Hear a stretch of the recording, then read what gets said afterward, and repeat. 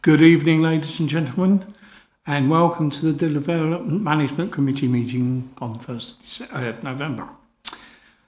I am Councillor Peter Gregg, Chairman of the committee, and before we start the meeting I need to make the public attendant aware of the following. We're not expecting a fire drill, so if the fire alarm goes off, please make your way out of the nearest emergency exit and gather at the front of Runnymede Hall. Meetings of the committee are webcast and broadcast on the internet. If you are seated in the public area and the council chamber, it is possible that your image will become part of the broadcast. May I ask the Development Management Committee members present who are seated in the chamber in the front row of me to introduce themselves, stating your name only, starting to my left, please. Councillor Alan Acott. Councillor Hannah Barton-Brown. Councillor Kieran Bowker. Councillor Chas Mumford. Okay. Now may I ask the officers to present and introduce themselves again, starting on my left, please. Kim Fisher-Brown. Stephen Garner. Loretta Hill. Cheryl Salmon. Jason Bishop. Jason Bishop, Legal Advisor to the committee. Thank you. And the first item on the agenda is apologies. Are there any apologies for absence? Chairman, we have some apologies for absence from Councillors Riley, Councillor Skip and Councillor Mrs Thornton. Thank you. Are there any members' interest?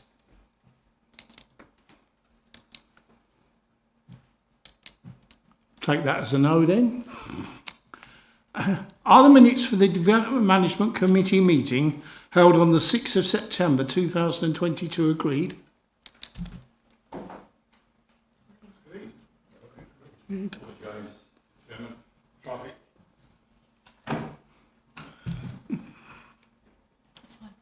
Okay. Do you want me to sign the minutes? Yes, please. Here you go. What do you want me to sign, above or below?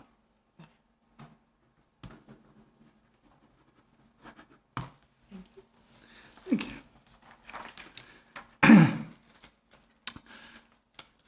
We haven't got any public speakers tonight. We do. Oh yes, we do. Councillor Sack. Okay. And a public speaker as well, Mr Rowe. For item 2. Oh, for item 5.2, okay. Right, okay. Item 5, well, that was the deposited plans. Deposited plans. Yeah. Item 5, deposited plans. Is that you? Yeah. Okay, Stephen. Thank you, Chairman. So the first item we have on the agenda this evening is an application site that hopefully you'll be familiar with because it came to the committee earlier this year in July. It's at the eastern end of Eastern Esplanade and south of Athol Close, and it is one of the main site compounds for the Environment Agency's works to the seawall. The proposal is for a variation of condition 18, which is hoarding of the approved application. Just for some quick context, it's this main site compound here, located on the south of the island, and these are site pictures taken from the sea wall, looking towards the properties on Athol Close, and you've got Eastern Esplanade further up there, and this is it looking the other way. You've got the end of Eastern Esplanade here. Under the original consent, condition 18 specified the hoarding arrangement for the proposal. So round these sides of the compound were various different types of hoarding, and along this southern side, which faces the seawall, was proposed to be this hoarding here, which is the lower half solid and the top half mesh, and it was going to be 2.4 metres tall. This application proposes to vary that to provide 2.4 metre solid hoarding, and this application is purely just for that southern stretch along the southern side of the site, to allow them to install a different type of hoarding than what was originally approved under the consent that came before committee in July. So it doesn't really have any different impact on the surrounding area. It still encloses the site and screens the site from the surrounding area, trying to contain some of the potentially additional noise, dust and disturbance, whilst providing security to the site and screening it from the outside. There are no objections raised in planning terms to the proposal to amend the hoarding, and on that basis the recommendation put before you this evening is for approval. However, I would note that due to a small error on my part, that the recommendation before you at condition 1 needs to be amended. That is because the condition that was put in was a standard time limit condition that would give them 3 years to implement the permission from today's date. However, it actually needs to be amended to give them 3 years permission from the date that the committee approved the decision back in July. So I propose to amend that condition so that the effective date of this permission is 3 years from the 7th of July 2022. Other than that, I'll hand back to the chairman. Thank you very much. As this application is on Canvey Island, would the Canvey Island Town Council representatives like to say anything? No, not really, no. Okay. No comment. Right. Okay. Before I move the recommendation, do members have any questions for the planning officer about the planning application? Please note this is members' opportunity to seek clarification from the planning officer on any matters they are unclear of regarding the application. Members should refrain from making statements about their views on the proposal, but these should be expressed in the debate section of the meeting. Are there any questions? Councillor Aycock. Thank you, Chairman. I can see no reason why we shouldn't approve this, but the point I would like to make is that we ask the officers or the officer to contact it, or next time they're speaking to the Environment Agency, that any damage to any of this fencing is rectified as soon as possible, which will include any graffiti put on it, that it's painted over again as soon as possible. Thank you, Chairman. Okay. I can certainly speak to the Environment Agency. I'm sure any damage to the fence they'd want to rectify for their own site security of their equipment, but I can certainly speak to them about if there's any graffiti, the potential to paint over it. Are there any other questions? Okay. The planning officer's recommendation is for approval subject to the conditions set out in the report. For the purposes of debate, I would move the recommendation. Who would like to speak first?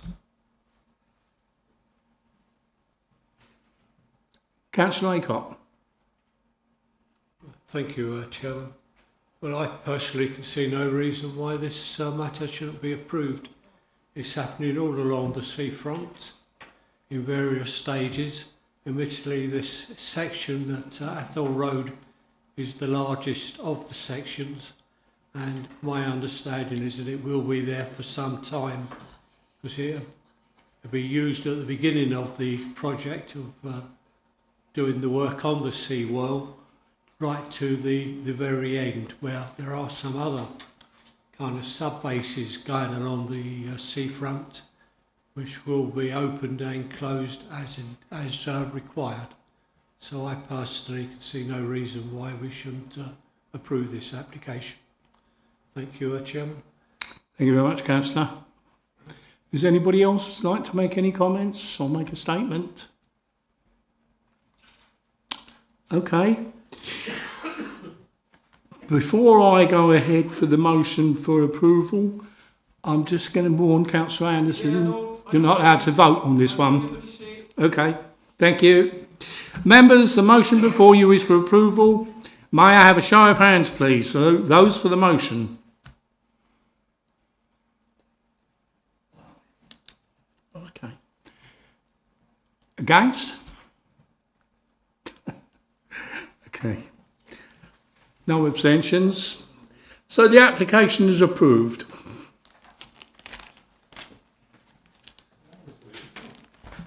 Mr Chairman, can I just point out, in accidents out there, the traffic is horrendous. That's why we're late. Not because we want to be late, but that's the reason. I fully appreciate... Penalise anybody because they're late.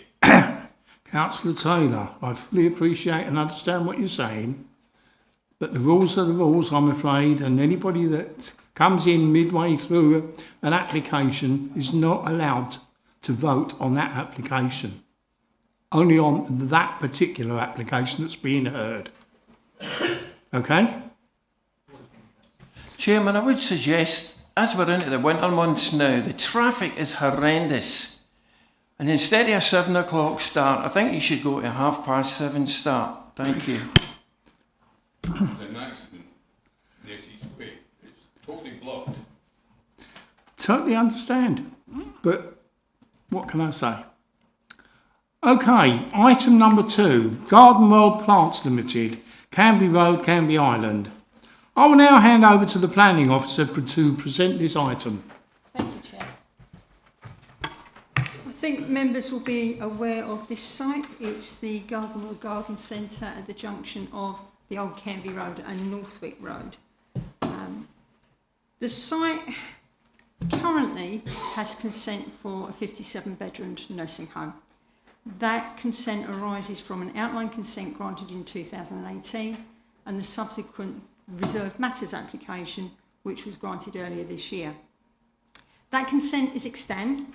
It can be implemented tomorrow.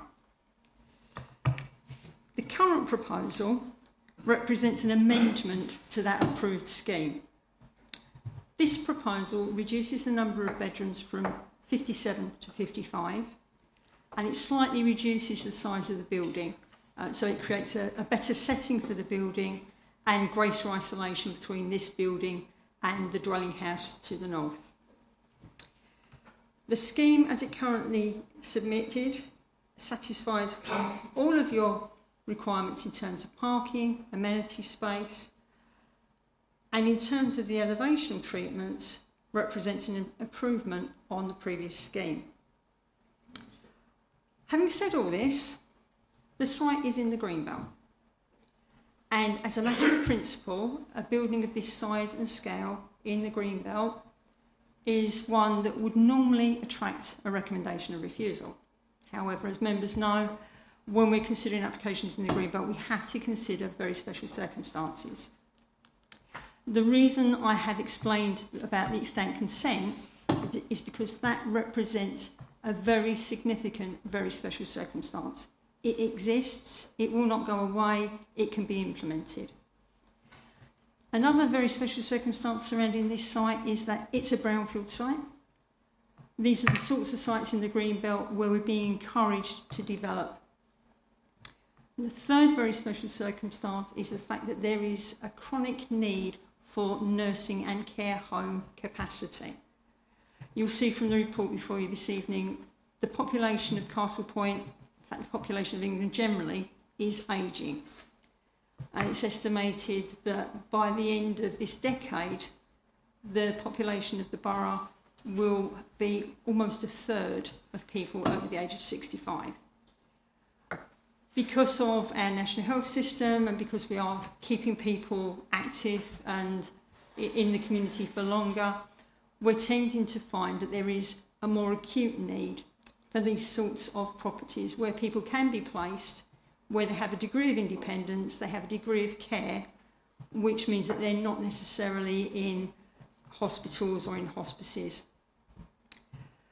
When you add all of those factors together, we think there are very special circumstances why this particular proposal should be approved, and that is the recommendation before you this evening.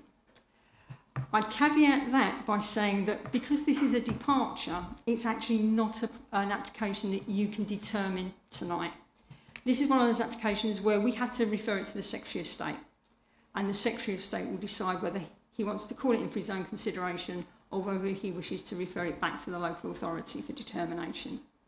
What would normally happen under those circumstances is tonight members will make a resolution in terms of the proposal. If that resolution is favourable, I'll send it to the Secretary of State. They will make a determination, and on the last scheme, they determined they didn't want to call it in. If those circumstances arise again, it will come back to this authority, and based on your resolution, a decision notice will be issued, which accords with the conditions on the paper before you this evening. So, recommendation is one of approval, and that's the one I would ask members to adopt this evening. What I would say is that actually I have to make an apology, because the report before you this evening does not identify that the Canvey Island Town Council actually lodged an objection to this proposal. That objection is before you this evening. It's on the paper in front of you. And with members' consent, what I'd like to do to redress that error is go through each of those points raised and just explain the reasoning behind the recommendation and how that refers to the objection raised. So, it's been alleged by the Canvey Island Town Council that development has started on site. It hasn't. What the applicant has done is stripped out the asbestos from some of the buildings, so that's been carried out by specialist contractors. So there has no work has been started on this site under this current consent. Had the applicant wanted to, they could have started work under the previous consent, but that hasn't happened. The site at the moment has no development taking place on it. It's been suggested that the policy requirements that we seek in terms of parking, amenity space and the like have not been met. They have. I'll caveat that again. If you read the report, you'll notice that the amenity space requirement is for 440 square metres, and something like 400 square metres is provided externally. But the people that will be occupying these buildings are not people who are particularly active. Many of them are likely to be end of life, they're going to be vulnerable, they're going to have ailments and mobility issues, which means that the use of the outdoor space is likely to be more restricted than one might expect with another form of development. Plus, there are 6 day rooms, a communal lounge, a pamper room and a hairdressing facility provided within the building for the use of those residents. So what they lack in external space, they gain more than the deficit in terms of good quality internal space, which will be available to them all year round. There have been concerns that the site would be subject to adverse consequences of its location relative to the road network and the industrial estate. That's been assessed in quite a fair amount of detail by the applicants and by our own environmental health officers. And the conclusion is that whilst the site would be impacted, that impact can be more than adequately mitigated, and there are conditions before you this evening which sets out the requirements for schemes to be submitted which demonstrate quite clearly that residents will have no adverse consequence as a result of being at that location. There's been concerns raised about the quality of the public footpath pavement on the opposite side of the road. That's not the responsibility of this developer. Within this scheme, there is ample provision for access and movement around the site. There are going to be improvements to the footpath along here to provide a 2 metre wide footpath.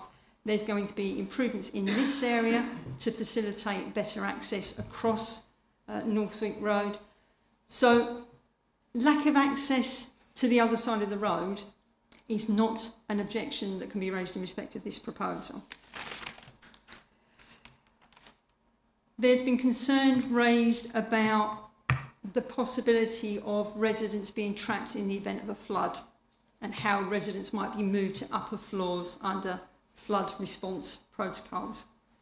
This building is going to be raised between 1 and 1.3 metres above ground level. That puts it above the 1 in 1,000 flood event. So even in the event of a 1 in 1,000 flood event, the ground floor of this building would remain dry. There is a very small risk that in the event that in the future seawalls are not maintained, an unprotected site could experience some ground floor level inundation. But there will be flood response plans in place to take care of that. And we are talking about an extremely small risk, certainly an insufficient risk to provide a sustainable reason for refusal. There's been concerns that the proposed building would overshadow the adjoining dwelling. Actually, this scheme is actually a lot better in terms of its relationship with the adjoining building than the approved scheme. The isolation between the two buildings is significantly improved. And if you follow the way the sun tracks round, actually the only area of that site to the north, the dwelling, that would potentially be overshadowed is in the late afternoon, where you may get some overshadowing of the flank wall and the front garden. They're not really critical to the enjoyment of the amenity space associated with that building, and I don't believe that you could sustain an objection in terms of overshadowing on that basis.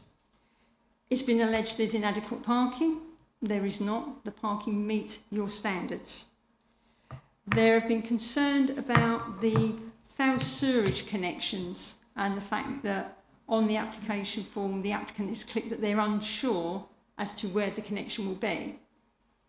That's just a statement of fact. It has no bearing on this proposal. The applicant, like any other landowner, has a legal right to connect to the foul water sewage system. Where it occurs on the site is a matter that will be taken care of under the building regulations. It is not a matter for you to consider here this evening.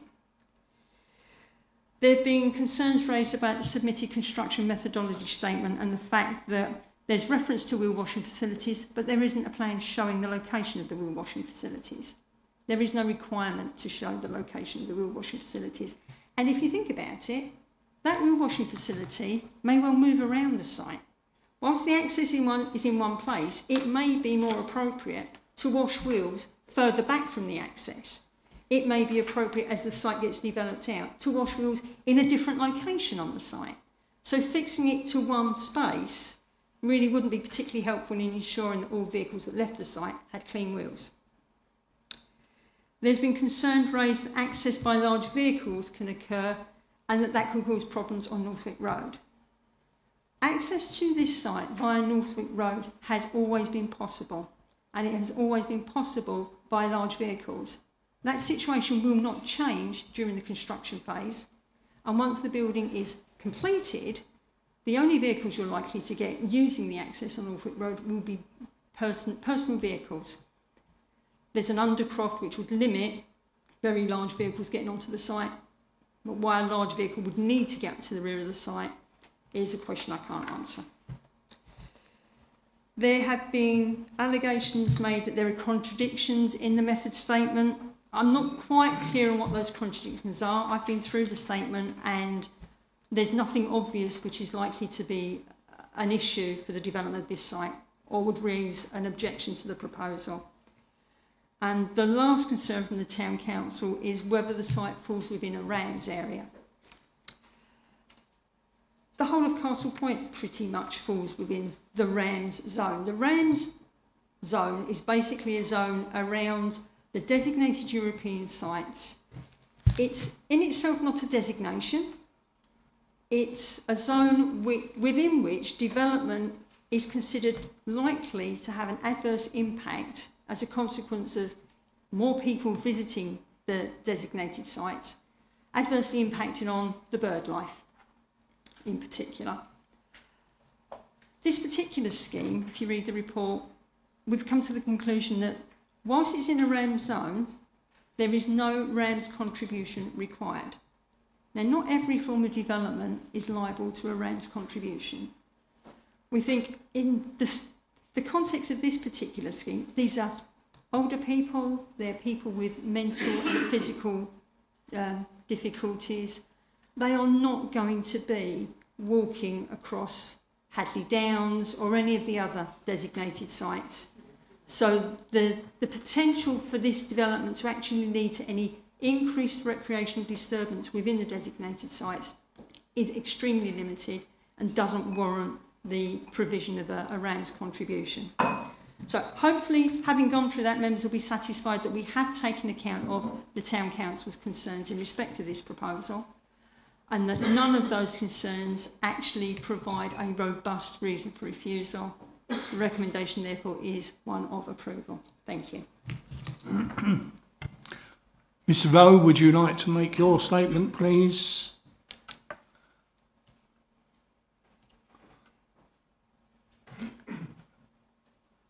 You have 3 minutes, sir. Thank you, Chairman. Good evening, Chairman. Good evening, members. My name is Stuart Rowe. I'm a chartered town planner. I'm the agent for the applicant, but I'm also instructed by Runwood Homes, who are the landowner and who benefit from the existing planning permission for the site and any permission that ultimately the council may grant. In the context of the committee report before you, which addresses the policy and material considerations very well, I don't want to take up too much of the committee's time. I simply want to make a few points which might assist you in reaching a decision this evening. Firstly, as you know, a care home has been approved on the same site. It's an existing permission. It's implementable. Indeed, it will be implemented. Runwood Homes have made that very clear to me. In the event that this application fails, to my mind, that's a really important material consideration for the committee because it forms the fallback position. The landowners purchased the site with the express intention of building a care home here. It's their core business. They own and operate 86 care homes across the UK and in Northern Ireland. The site won't therefore be left vacant. It won't be empty. There won't be an alternative development proposed. It's either the development that's before you or it's the approved development. So with respect to the committee, and I do mean that, a care home is coming to the site. And I don't mean that disrespectfully. It's not a threat. It's just a statement of fact. And I think it's important that members understand that. And I've been involved recently with a site in Leigh-on-Sea along Marine Parade where Runwood Homes own Memory House, which is an existing 55-bedroom care home. It's got all sorts of issues. We've obtained planning permission to completely redevelop it with a really architecturally good scheme. So there's a real commitment from the company about improving the sort of quality of care and looking forward and future-proofing their sites. And I think that's what this is about. They've looked at the existing permission. They've said it's acceptable to them, but they think it can be better. So the scheme before you reduces the number of bedrooms by 2, but bed spaces actually by 5. And that enables the provision of the pamper room and the hairdressers. And it also means that French doors can be proposed at ground floor so residents can get out into the amenity space. And those things weren't in the earlier scheme. So that's a care point and a quality of sort of provision. As has been explained by officers, the care home that is now proposed is smaller, not hugely, but materially. So it is smaller than the care home that otherwise would be built on the site. It's also been designed to have less of an impact on the dwelling to the north. We worked with your officers on that because that was an issue, and as you've heard, it's been reduced in size and the impact on the neighbour has been improved. So this is better than what would otherwise come. And the other thing, and it's a subjective point, but to my mind it looks much better. The scheme before you is an improvement visually on what will otherwise come to pass. In saying all of that, I accept that there have been objections by third parties and the town council, and obviously your job as a committee is to weigh those things up. My own professional opinion, and I think it's the one that your officers share, is that nothing has been raised that you could hang a refusal on this evening. That's my opinion, and obviously members will make their own view. So taking everything into account, accepting that a larger care home will otherwise be built on the site, it seems sensible to me that officers' recommendation to approve is adopted by members and that you find that a better looking building... Could you start wrapping up, please? Yes, I can, Chairman, thank you. So I'm pleased to see the recommendation of approval set out in the report. I commend that to the committee and I hope you feel able to grant permission. Thank you, Chairman. Thank you, members. Thank you very much. Councillor Sack, would you like to Thank you, Mr. make your statements, please? Thank you, again have got 3 minutes. Excuse me, Chairman. Point of order. She's not a ward councillor. Is she allowed to speak in this committee? Thank you.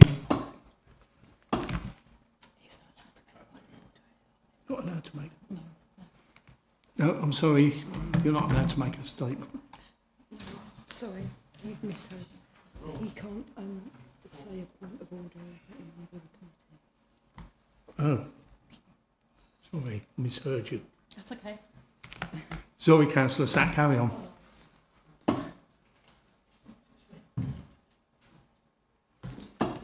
Is that right? Could you carry on or not? Sorry, Chairman, just to clarify, what was said was that Councillor Hart is not a member of the committee, so he can't raise a point of order. I understand that Councillor Sage is speaking because Councillor's heart point was that Councillor Sage is not a ward member, but she's called the application in, so that's why you're permitting her to speak. So she's allowed to speak or not? If you say she can, yeah. Yes, I will allow it this time. Point of order then, in that case, Chairman. I am a member of this committee, and I understand that ward members are the only ones that are allowed to speak. That's always been the custom and practice of this committee, and so I'm rather surprised that this is not the case tonight. Okay. No. Chairman, the usual protocol for public speaking, of which the ward member would be, is that it's a ward member. But there's a slightly different scenario here in that Councillor Sage has called this item in, and you're saying that's okay. And as a chairman, you deal with the running of the meeting. So that's up to you. Okay. Carry on. Thank you, Mr. Chairman. I am the councillor for East Ward, but I have been asked to call this in as the member for West Ward was unable to call it in at the time due to his son being extremely ill. I am not in favour of this application for the following reasons. The land is actually classed as Greenbelt land. In the third paragraph of the officer's report on page 1, she states that there are special circumstances to allow approval. In 2018, Essex County Council identified that there was a shortage of this type of accommodation. But since that time, Essex County Council have now rescinded this and are now wanting people to stay in their own homes. So as of today, there are no special circumstances for this type of property to be built on the Greenbelt. The building will over-dominate the whole area and is not appropriate for this site. There are no pedestrian lights to allow residents to cross the road safely to pavements on the other side if they wish. If lights are put in, this will only add to the chaotic traffic there. There are queues of traffic there in the rush hour, both morning and evening, and there is a great deal of noise from the industrial site sited opposite. Residents may have problems when opening their windows due to noise and pollution. Looking at the plans, it appears that the developers are saying that a small dust cart will be able to enter and exit the building. Does Castle Point have a small dust cart? If not, the dust cart will have problems gaining access.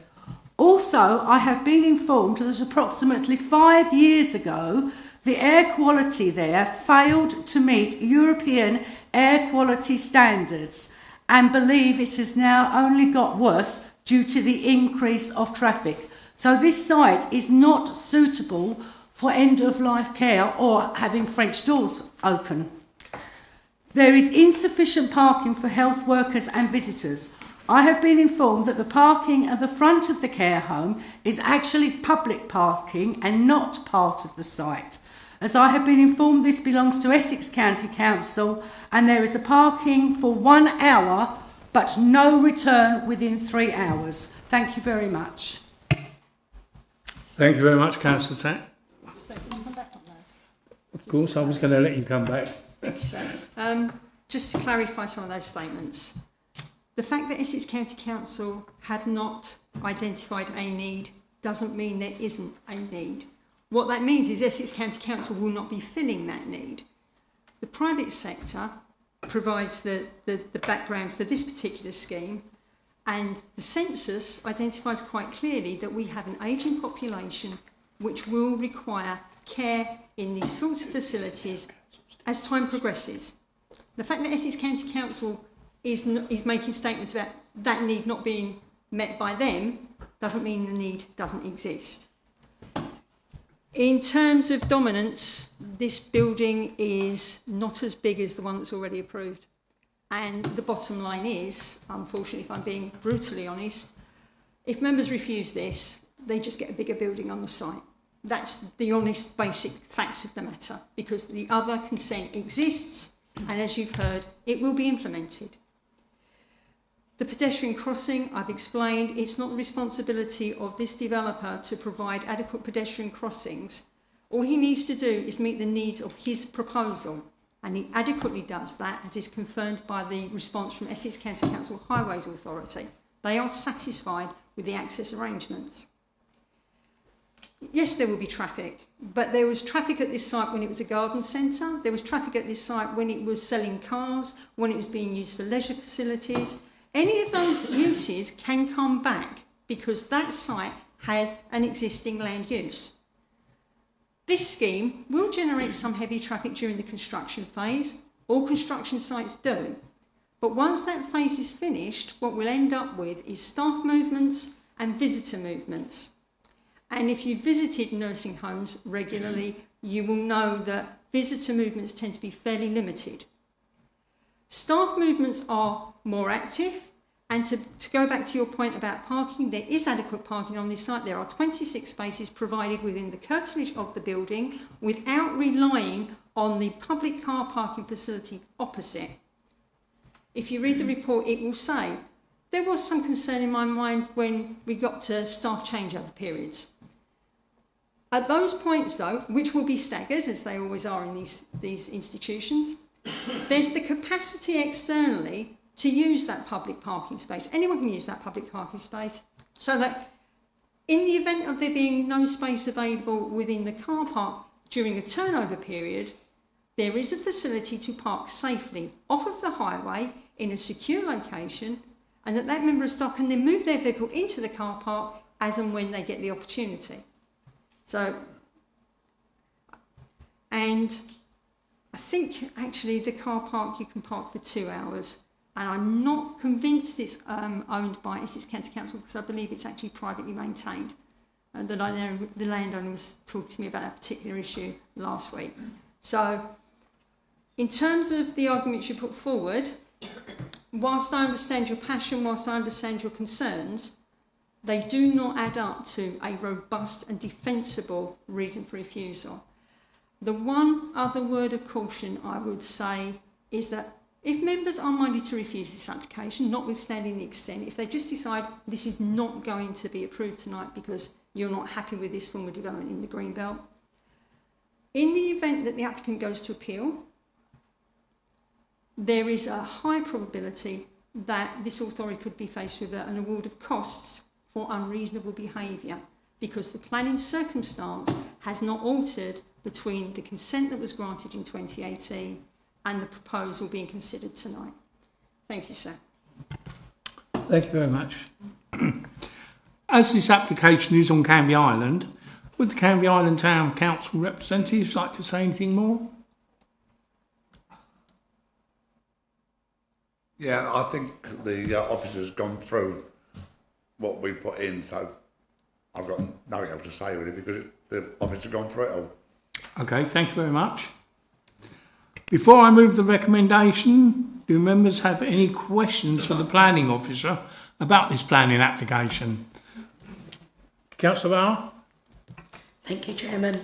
When you were running over the particulars, Kim, you mentioned the risk planning will be looked at. For me, the flood risk is a huge concern on this area, and the fact that the emergency services haven't been engaged with and there is no safety plan is a huge concern for myself. It is in a flood zone 3, high probability risk of flooding.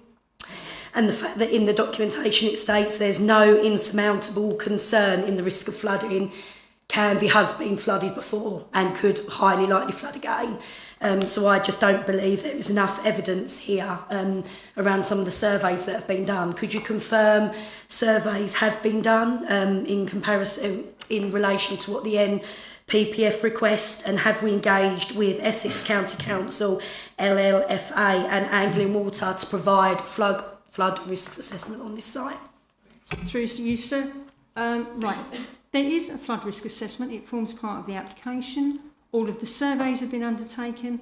It's because of those assessments that the applicant knows he needs to raise the building above 1 metre to satisfy the requirements of the lead local flood authority and the Environment Agency. If you look on the website, the Environment Agency has actually commented in detail on the flood response related to this site. They identify that floodwater levels in a 1 in 1,000 year event would reach 0.89 of a metre in terms of flood depth.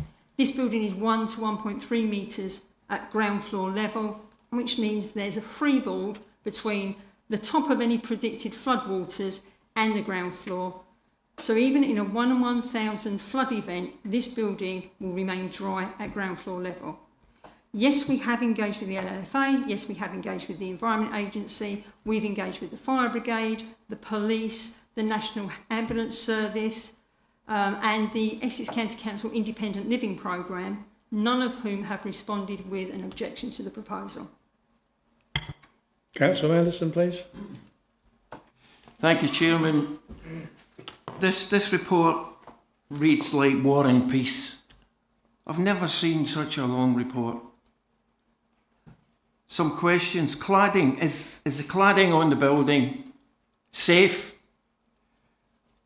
Will there be underground water retention tanks put in there because there is constant surface water flooding in that area?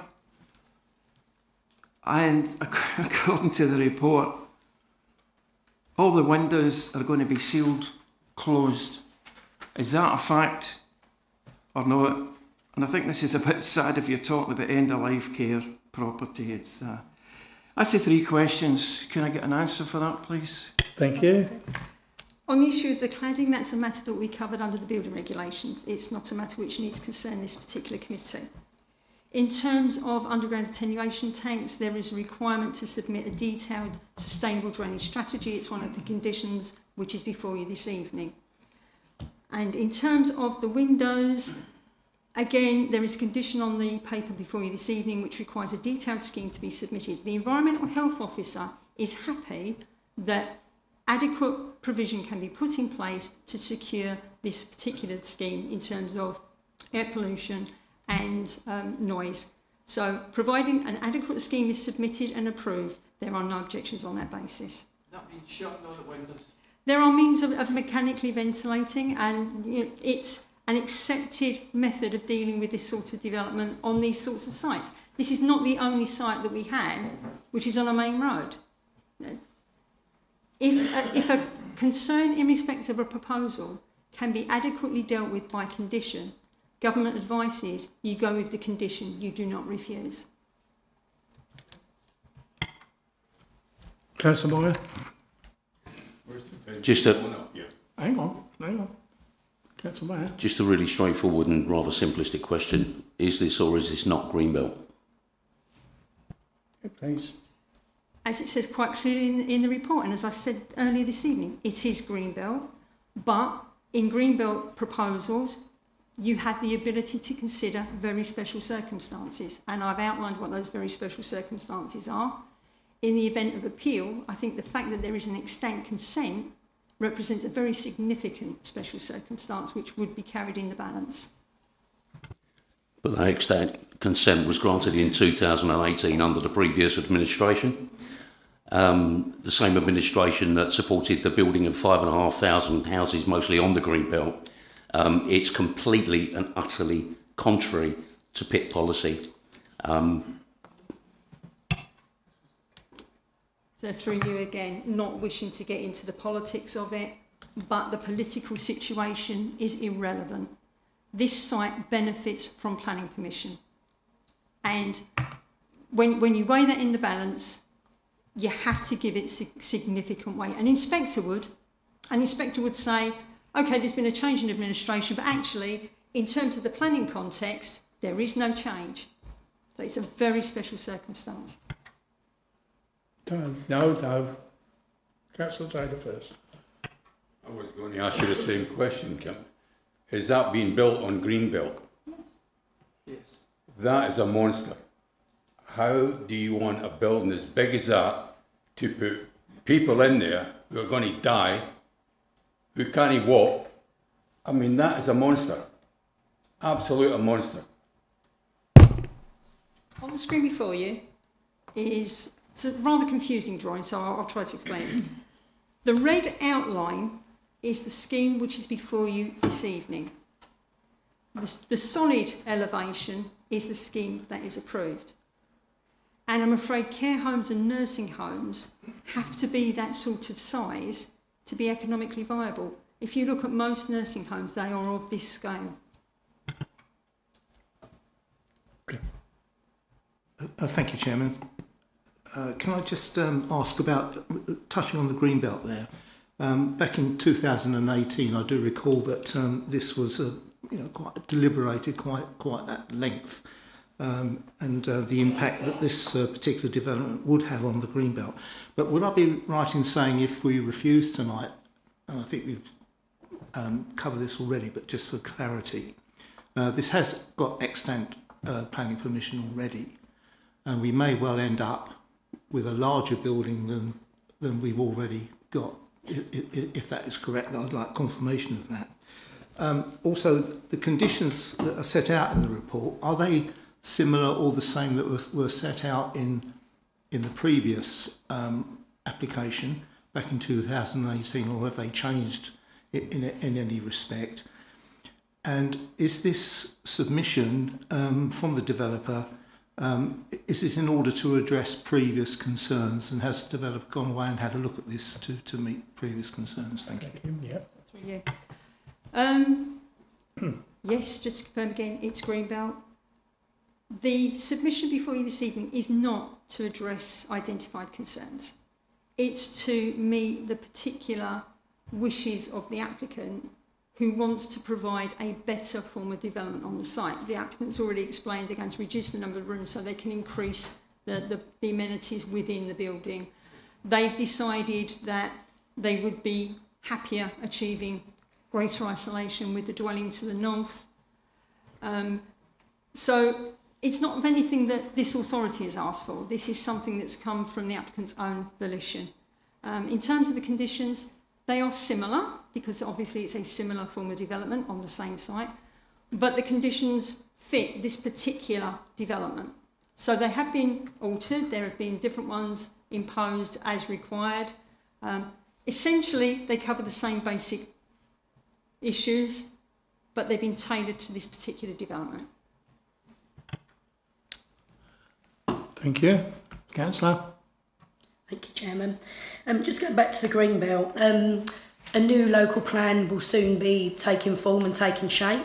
It's clear in the NPPF guidance that releasing of Greenbelt whilst a local plan is currently being formed is hugely frowned upon. I understand this has already got an element of approval, but it's a large building disproportionate to the current site and the current buildings that are on there.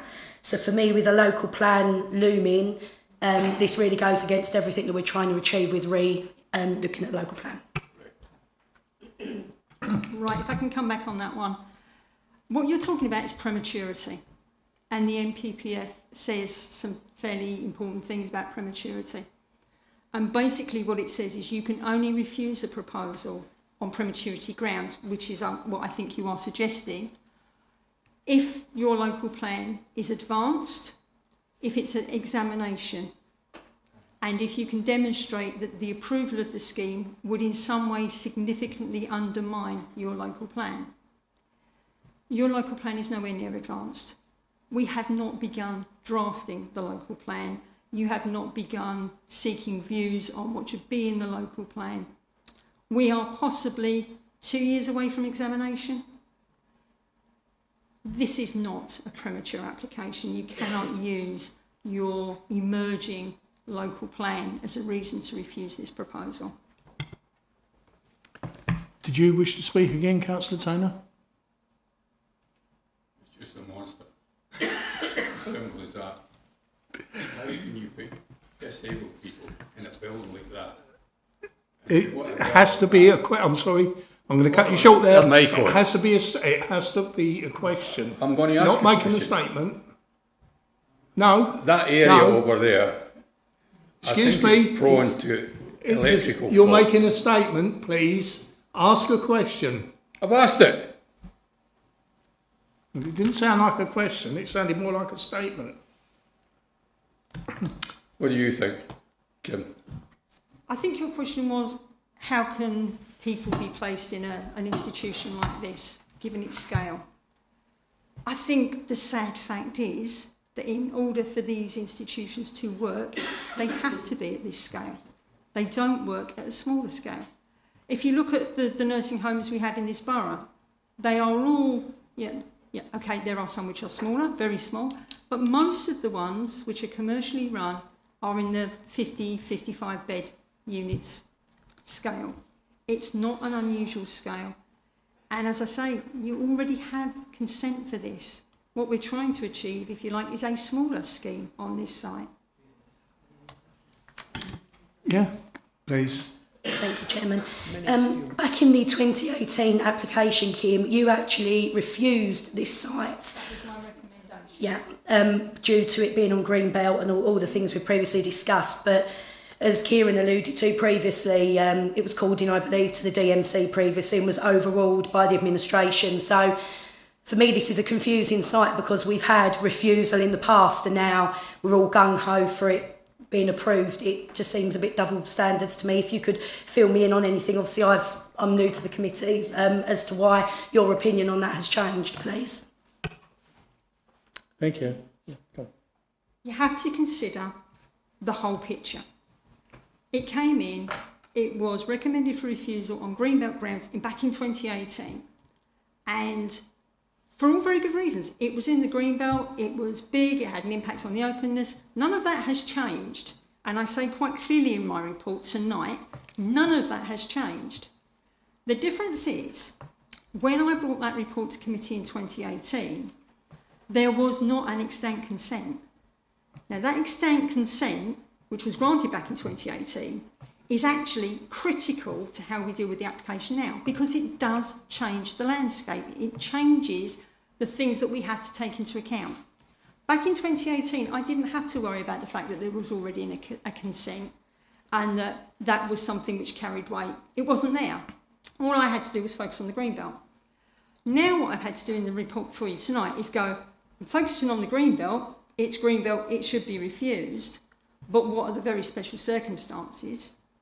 And the very special circumstances are the fact that there's an extant consent, the fact that previously members have come to a view that there is a need for this form of accommodation, and actually the results of the 2021 census have borne that out since 2018. And when you consider those issues, you have to sit back and go, okay, sensibly, what should be the response? The response is it's Greenbelt, but actually there are really good reasons why that balance can change. And the balance, in my view, has shifted sufficiently to allow the recommendation to be one of approval. Not taken away from the fact that it's Greenbelt. It is Greenbelt and it will remain Greenbelt until such time as a new local plan is adopted. But in the interim, we have to deal with reality. And the reality is this site has consent for a bigger scheme with more bedrooms and more people.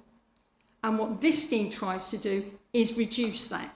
If you like, by coming in with a revised scheme, this scheme reduces the harm on the Greenbelt. And on that basis, I'm recommending approval to you. Are there any further questions for the planning officer? Okay. The planning officer's recommendation is for approval subject to the conditions set out in the report. For the purposes of debate, I move the recommendation. Who would like to speak first? Councillor Anderson.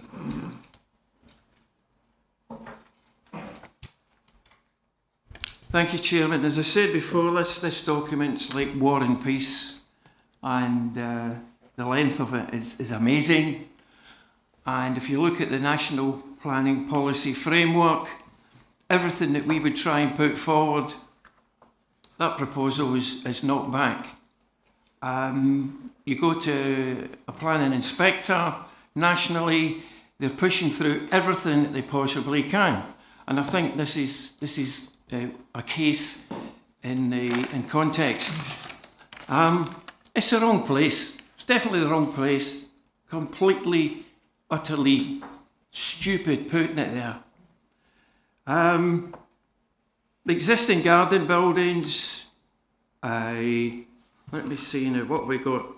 It covers 28%. This building covers 31% of the footprint, so it's bigger.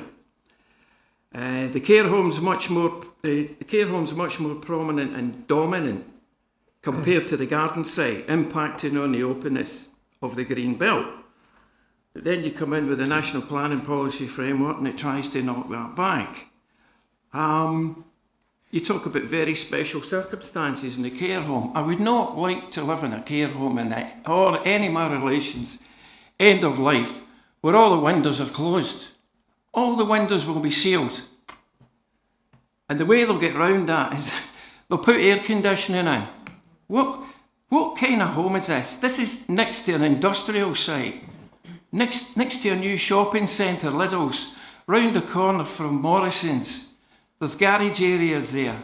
It's so totally wrong, and we're not given time for the national, for the local plan to come through, which is a pity.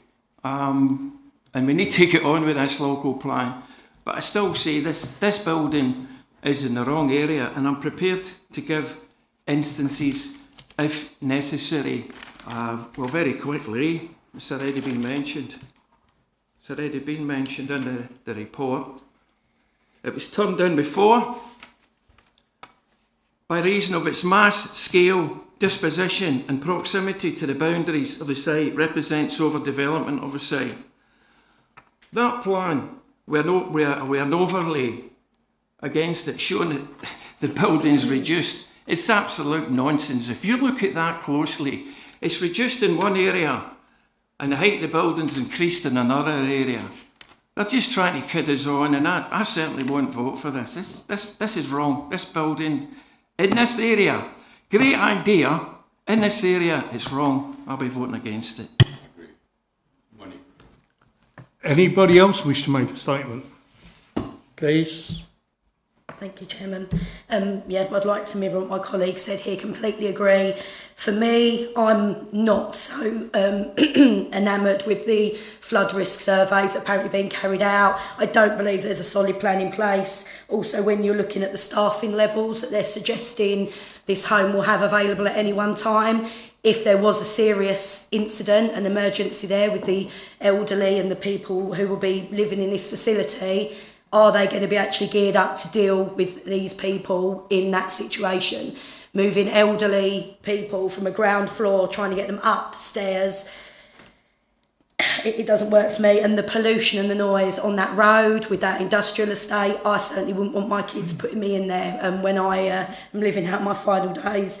And for me, it's Greenbelt. Greenbelt is Greenbelt. This is a monstrosity on a piece of Greenbelt land, destroying the view and the outlook of the area. And you've also got the Dutch cottage just up the road, which is also an historical building, and I do not believe that it is in keeping with that area. We do need nursing homes, we do need care homes, we need to plan for our elderly in this local plan that we're formulating, but I don't think this is the right building in the right location. Thank you. Thank you very much, Councillor. Jas? Yes, thank you, Chairman. And I have some serious sympathy with what has just been said regarding this particular site, and with new members coming afresh to this committee. Yes, you can absolutely see why people would not want this particular site developed in this extent. However, we are where we are, and this site has planning permission for a building bigger than the one that has been proposed now. So, with all the best will in the world, if we reject this tonight, I'm seriously concerned that we are going to end up with an even bigger, it's been described as a monstrosity, a bigger building with a bigger footprint, with more rooms, and it's not going to go away. And they can go to appeal or whatever, and we are going to end up with a building here, like it or like it not. Now, it's probably best, in my opinion, to grasp the nettle and try and get, the smaller option here. We do need nursing homes. That I think that's been proven in this report. We've got an ageing population. I entirely appreciate that this is Greenbelt, but that is history now. It was designated as a brownfield site. The MPPF wants to see the best use of land. So I can just see this going to appeal, and we'll lose. And so that's a serious consideration, I think. I would, it's not a great thing, but I think we need to support this tonight because the alternative is worse. Thank you, Chairman. Thank you very much, Councillor. Does anybody else wish to speak? Councillor Bauer? No one's disputing that we've got an ageing population. We're all aware of that. The demographic's old now. It's getting older. No one is disputing that we need these kind of places. But it's completely and utterly in the wrong place. As simple as that. It's on Greenbelt.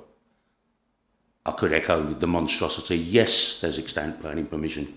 But if we start saying, OK for this, Yep. can't do that. I can't support it. Can't support it. Thank you very much, Councillor. Does anybody else wish to make a statement? Okay. Members, the motion before you is for approval. May I have a show of hands, please? Those for the motion.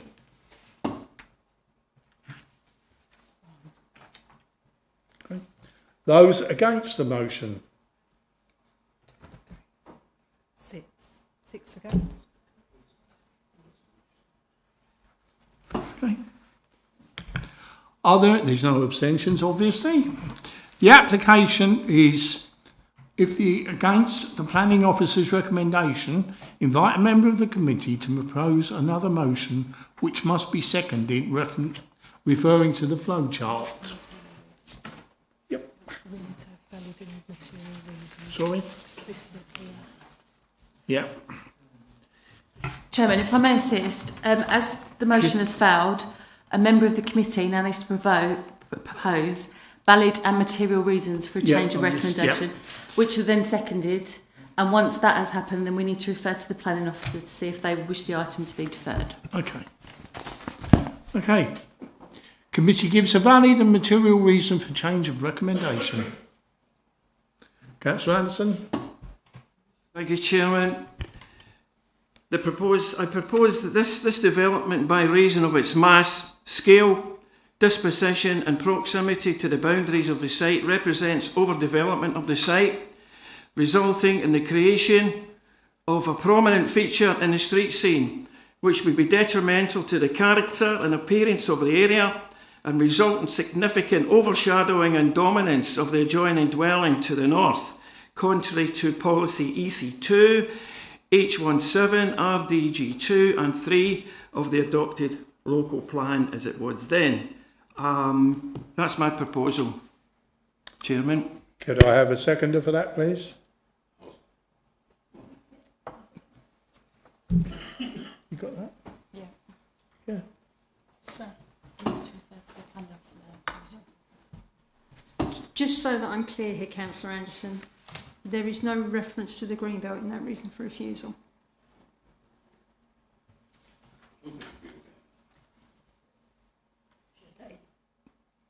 Obviously, thank you, officer, obviously it is Greenbelt. Yeah, but in what I heard, there's no reference to that as a reason for refusal. Well, that is also a reason for refusal. That's what I needed to clarify. Thanks very much. Brownfield site, yeah, but the footprint is bigger. The footprint is bigger than what was there before, so we're starting to creep into the green belt. Okay. Have you got that? I did ask you, and you said yes. There's no denying it's green. It says quite clearly in the report, and I've said on a number of occasions this evening, it is Greenbelt. My query of Councillor Anderson was that in the reason for refusal he gave, there was no reference to the Greenbelt, so it was unclear to me if he intended the Greenbelt to be a reason for refusal. Okay. You need to second that one as well. Okay. Is that all right? Okay. You need to refer to the planning officer. The planning officer has the ability to ask for the item to be deferred. Sorry, I'm not even sure I understood the question. So in the procedure, Yes. you can ask for the item, but because it's a change of recommendation, as a planning officer, you can ask for it to be deferred in case you want to bring it back and address the comments No. that the committee have made. No, I don't think there's any purpose in that. In which case, Chairman, we go to the vote. Sorry? We go to the vote Okay. on the amended recommendation, Right. which is for a refusal for the reasons that Councillor Anderson Can we have a stated. show of hands for the refusal, please? I'm in agreement with you. 6. Jason and Kim. Those against? Those against? Those against? That's everyone. Okay. Application refused. So the application has now been refused. Okay. Following the conclusion, that concludes the business for this evening's meeting. Thank you all for attending and good night. And have a safe journey home.